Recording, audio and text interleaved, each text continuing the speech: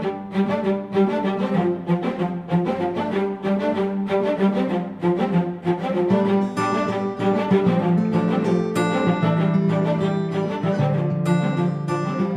everybody, I'm here in Harare, Zimbabwe.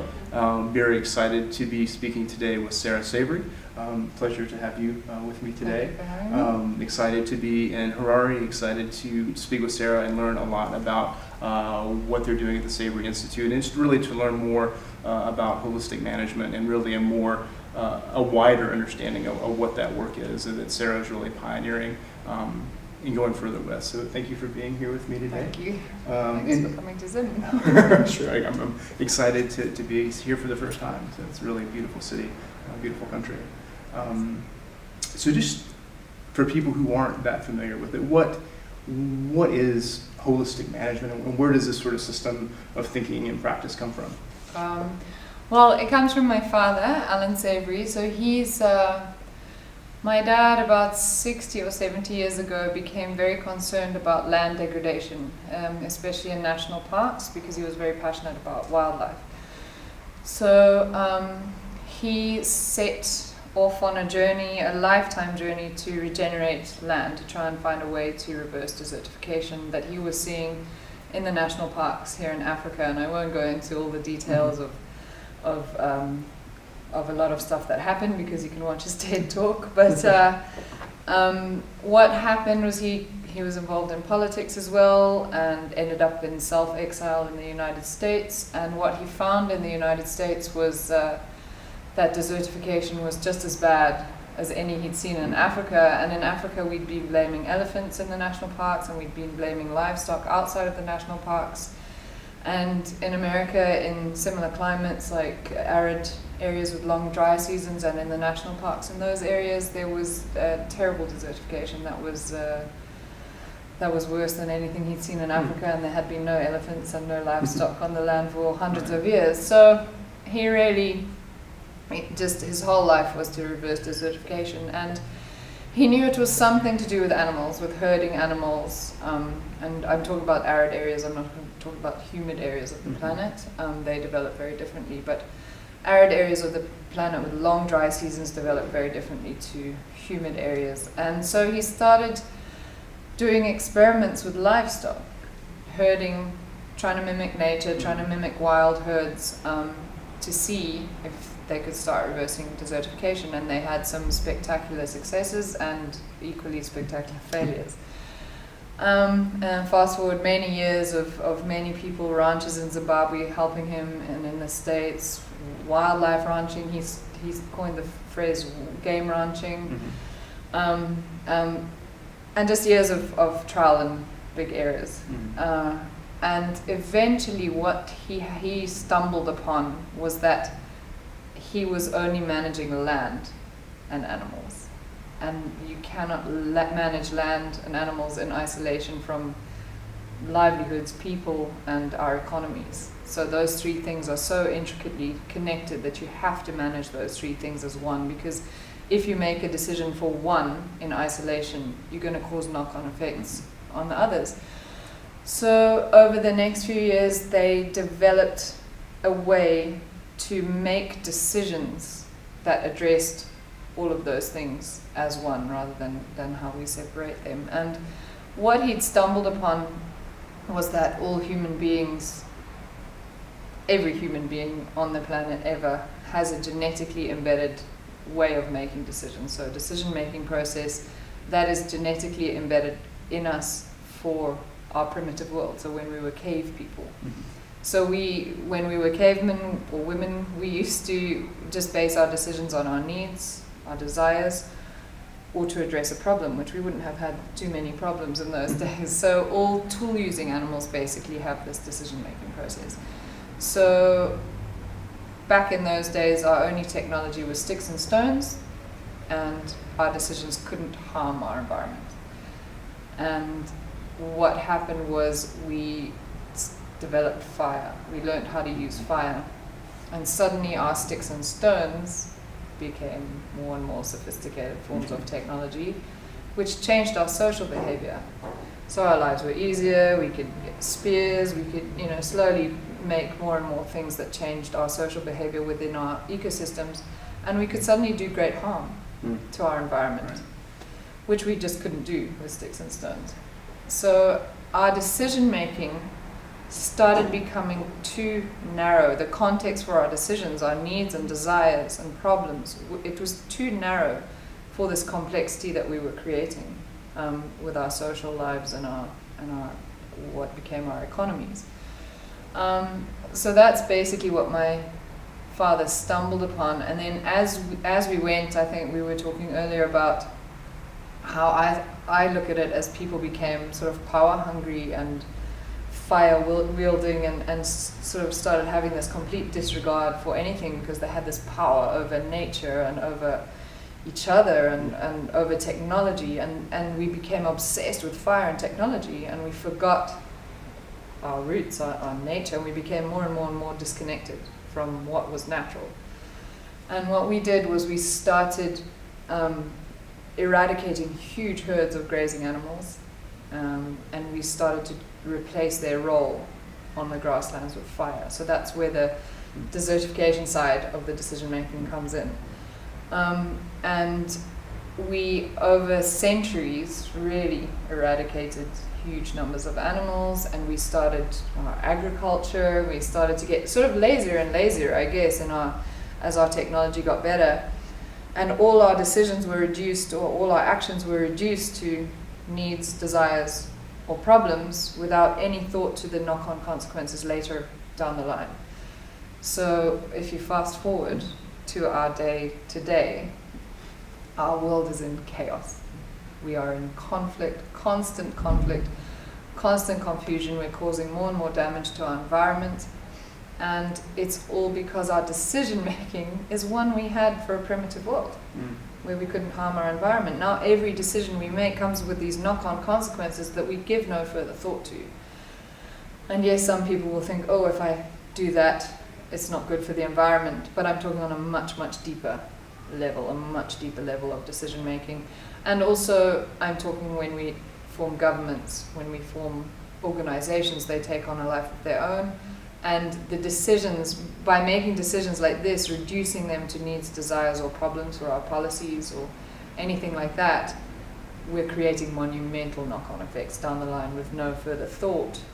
And an organization doesn't think like an individual. So we have these crazy policies that are causing so much damage: industrial agriculture and factory farming, spraying our foods with chemicals. None of those practices would have been brought about by individuals. They've been brought about by institutions who don't think like individuals, but have the same decision-making process as any individual. So basically what holistic management is a decision-making framework that allows us to preempt unintended consequences down the line, and we are always putting the health of our environment first with every decision we make. So yeah, that's what decision. And the tool within that framework is holistic planned grazing process of we can use livestock to mimic wildlife and regenerate habitat for wildlife and for humans out there. Yeah, so what I think is really interesting, particularly in your work, is it's coming out of your father's work, which starts in a very specific context around grazing and sort of quality of land and soil, but then it sort of evolves into a whole kind of epistemological process of decision making and management, which is inclusive of land, but certainly, as you say, much broader and counts basically every facet that can be impacted by the work. So I mean, we'll talk a little bit more about how you're kind of expanding this beyond just one group of people that it may be applicable to. But for you, what do you think? I mean, this is becoming a globally recognized methodology. The Savory Institute is recognized throughout the world. What do you feel like, despite, once you have success, you also have people sort of getting the wrong end of the stick. So what do you feel like people often maybe misunderstand or misinterpret about holistic management, holistic approaches, whether it's somebody who's an advocate or somebody who's a detractor of those approaches? Well, the first thing people always seem to misunderstand, but it's starting to happen a bit less, is they associate, they first of all associate holistic management with some kind of grazing plan. But I'm trying to distract people from that, because that's just a tool that land managers can use. The actual holistic management is a decision-making framework, and it's allows us to address social, environmental, and economic complexity simultaneously and consistently.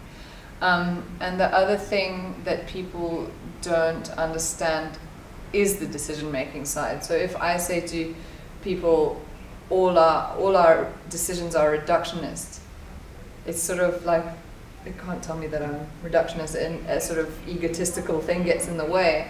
And I say it's not an insult, it's what we do. We absolutely make decisions genetically. We don't think about it. It's not a conscious thing that we do.